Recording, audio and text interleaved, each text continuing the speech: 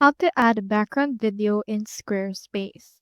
In order to do that, you just need to head over to your Squarespace editor and then locate or click on any space provided into the background of your actual block.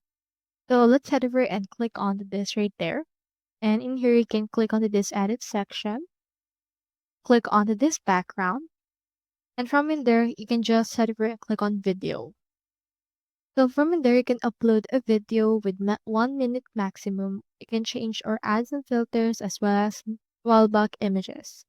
Click onto this add a video. You can upload from file, select from gallery or add from link right there.